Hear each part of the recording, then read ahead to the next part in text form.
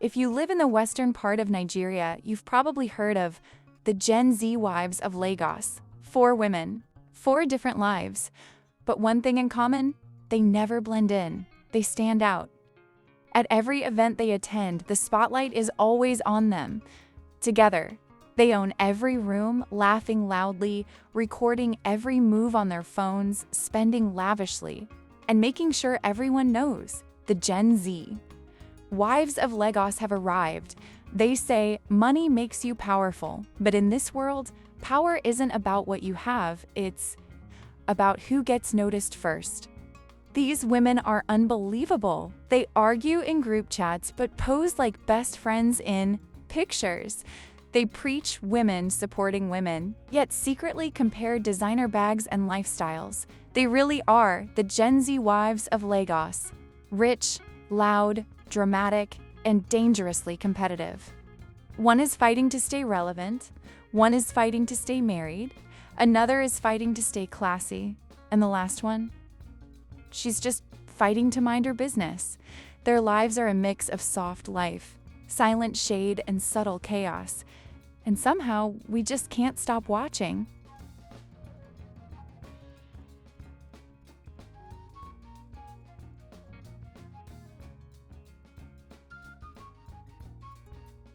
They called themselves the Gen Z wives of Lagos. 4 young women, 4 marriages, 4 different lives, but one thing in common: the desire to be seen. Tolani, wife of a senator, always carried herself like a woman above the rest. In her mind, she was. Her husband's position gave her power and access, and she loved the attention it brought. People whispered her name with respect and sometimes envy. Next is Temi, the fashion designer. She owned one of the biggest fashion brands in Lagos and was richer than her husband, a fact she never hid. Temi believed money was freedom, and she lived like it. Her house, her car, her wardrobe all screamed independence. But behind her confidence was a quiet fear. Men don't like women who shine too bright. Simi, a businesswoman, smart and full of charm. Her husband had been married before, and though she acted unbothered, she knew people still compared her to his ex-wife. Every time she smiled for a picture, she was silently trying to prove that she was better, more stylish, more loved, more important. Bimbo, the quiet one, she barely spoke unless spoken to. Her husband adored her. He funded her entire lifestyle, from her clothes to her skincare routine. She didn't have a business or brand like the others, but she had what they didn't: peace. Still, sometimes when the others spoke about their success, she smiled politely while feeling small inside. When all 4 sat together, it was like watching a mirror with cracks, beautiful but fragile. They called it friendship, but it often felt like a competition. Who wore the most expensive outfit? Who went on the newest vacation? Who had the latest trending designer bag? As they gathered one afternoon, Tolani looked up and said, "Ladies, I'm hosting my birthday party next weekend. My husband wants something elegant. Only the right people will be invited." Temi smiled. "Of course, darling, I can design your dress. But I'll need your measurements again. You've been eating well lately. Don't worry about my dress. My husband surprised me with one." Tolani replied immediately. They all laughed, but it wasn't real laughter. It was the kind that hides pride and burns with envy underneath. That afternoon, as they took their usual group selfie, the caption on Tolani's page read, "Strong women build each other up. #luxury living." Tolani's birthday party was a grand one. She wanted something elegant enough to remind everyone that she was the wife of a senator, respected, admired, and in control. By evening, the event hall was filled with important guests. Music played softly, cameras flashed, and everyone looked their best. Temi, the fashion designer, arrived with quiet confidence. She had made her own outfit and made sure people noticed. She hugged Tolani for the cameras, smiling politely. Both women knew their friendship had slowly turned into competition. Simi came with her husband, acting calm as always. She avoided eye contact with her husband's ex-wife, Temi, who sat a few tables away. Even though she pretended not to care, it still bothered her.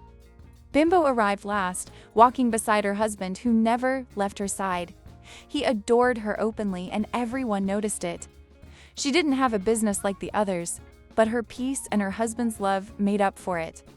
The dinner began well, laughter, pictures, and short speeches. But the mood changed when a reporter came to their table. "The Gen Z wives of Lagos," he said cheerfully. "Beautiful and successful. But tell me, who leads this group?" The table went silent. Tolani smiled slightly and said, "We don't have a leader. We all support each other." The reporter nodded. "Of course. But every circle has one woman everyone listens to." That question left the table cold. By the next morning, their picture was all over social media with the caption, "The Gen Z wives. Who really runs the West?" The birthday party had ended 2 nights ago, but Simi couldn't stop thinking about it, no matter how much she tried to ignore it. The image of her husband's ex-wife sitting confidently at the front table kept replaying in her mind. She waited until their usual Saturday brunch before saying anything. They were all seated. Tolani, Temi, Bimbo, and Simi. The air was light at first, full of laughter and small talk. But Simi's smile didn't last long. "Tolani," she said finally, her tone calm but clear, "I need to ask, why did you invite Temi to the birthday party?" Tolani blinked, pretending not to understand. "Who?" Simi's voice grew firmer. "You know who. My husband's ex-wife." The table went quiet. Even Temi, who loved a little drama, didn't say a word. Tolani gave a small laugh. "Simi, it was a public event. Everyone who matters was invited. You know how it works." "But you sent the invites personally," Simi said. "You knew we would both be there. You could have at least told me." Tolani leaned back in her chair. "Simi, you're reading meaning into everything. You're his wife now. Why feel threatened?" That line stung. Simi swallowed hard and forced a smile. "I'm not threatened, Tolani. I just thought friends look out for each other. Clearly, I was wrong." She picked up her bag and stood. Bimbo reached out. "Simi, sit down." But she was already walking away. The 3 women sat in silence for a moment. Then Temi sighed. "Well, brunch just got interesting." Tolani stared at her glass of juice. She didn't regret it, not yet. That night, Tolani couldn't stop replaying the brunch scene in her head. Simi's words still echoed. "You could have told me." She sat in the living room when her husband walked in, Senator. Peter placed his phone on the table and looked at her. "You look upset. What happened this time?" Tolani smiled faintly. "Simi confronted me at brunch. She thinks I invited her husband's ex just to embarrass her." The senator laughed quietly. "Embarrass her? That woman takes things too personally." Tolani didn't respond. She just looked at him. "Do you think we did the right thing?" "Of course," he answered. "Temi donated a huge sum during the election campaign. We can't leave her out." He gave her a small smile. "You worry too much. You're my wife. You represent me. Sometimes that means doing what's necessary, not what's comfortable." Tolani looked down. "But these women are supposed to be my friends." Her husband chuckled again. "Friends? My dear, in your world, friendship ends where reputation begins." He kissed her forehead and walked away. Tolani stayed still. For the first time, she wondered if her husband was right. Maybe power didn't come with peace. Maybe it came with distance. She picked up her phone and opened Instagram. A notification blinked. Temi had tagged her in a post. "To women who handle pressure with a smile, you're the real queens." Tolani smiled faintly. She knew what that meant. This was no longer about friendship. This was about who would remain standing when the lights went off. Simi was in her office when the secretary walked in, holding a tablet. "Ma, there's something you might want to see," she said carefully. Simi looked up. "What is it?" The woman hesitated, then turned the tablet toward her. A podcast was playing on a popular business channel. The return of Kemi, Woman of the Year.